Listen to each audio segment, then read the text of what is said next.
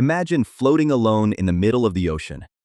No ships, no planes, just endless water in every direction. Now here's the strange part. The nearest human beings are not on any coast. They are 250 miles above your head. Astronauts pass closer to you than anyone on Earth. This is Point Nemo, the loneliest place on the planet. Point Nemo sits in the South Pacific Ocean. It is not an island. It is a mathematical point, the spot farthest from any land. The nearest coastline lies about 1,700 miles away. That is like standing in Chicago, while the closest shore is in Los Angeles.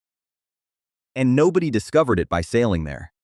A survey engineer named Hirobio Lucatella found it in 1992 using only a computer. The name comes from Captain Nemo, the submarine captain in Jules Verne's famous novel. In Latin, Nemo literally means no one.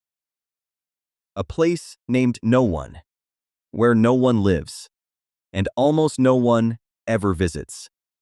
But the emptiness is not an accident. Point Nemo sits inside the South Pacific Gyre, a slowly rotating whirlpool of currents bigger than all of North America. That spinning wall of water blocks nutrients from getting in. No nutrients means no plankton. No plankton means almost no fish at all. Scientists call it the most lifeless stretch of ocean on Earth. A desert made of water, thousands of miles from everything.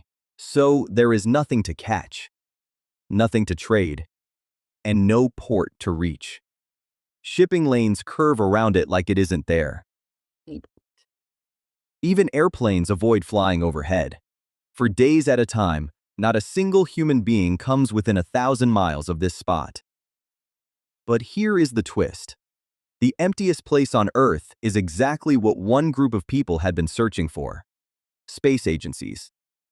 I was Omen, and add projects to Tumaindi. When a satellite gets too old, it has to come down. And you really don't want 100 tons of metal hitting a city. So they aim for the one place with nobody to hit. Since 1971, more than 260 spacecraft have splashed down here. Old cargo ships, spent rockets, whole space stations. Russia's Mir, 120 tons of it, came down here in 2001. They call this the Spacecraft Cemetery. Thousands of feet down, our space program rests quietly in the dark. And the kicker?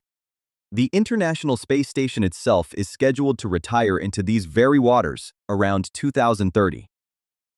The closest neighbors will finally move in. Permanently. And this place has one more secret. It is loud. In 1997, scientists recorded one of the loudest sounds ever heard underwater, the bloop. It was louder than a blue whale, and sensors over 3,000 miles apart heard it at the exact same time. Here is the creepy part. Decades earlier, horror writer Lovecraft placed his fictional sleeping sea monster almost exactly here. Pure coincidence, probably. In 2005, researchers solved it. The bloop was ice. Massive Antarctic icebergs cracking apart, heard thousands of miles away. Quick question. Could you survive a month out here alone?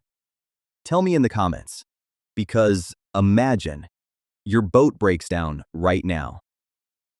Your radio works, but the nearest rescue ship is up to 2 weeks away. Below you, the water drops 13,000 feet.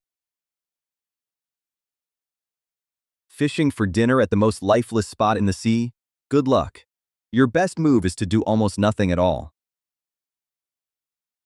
Stay with the boat. Ration water. Wait. In 1972, a shipwrecked family survived 38 days exactly this way. So ships don't avoid Point Nemo because of monsters. They avoid it because the ocean here offers exactly nothing. And nothing is dangerous. Today, the station passed over Point Nemo again. For a moment, the loneliest place on Earth had visitors. Subscribe.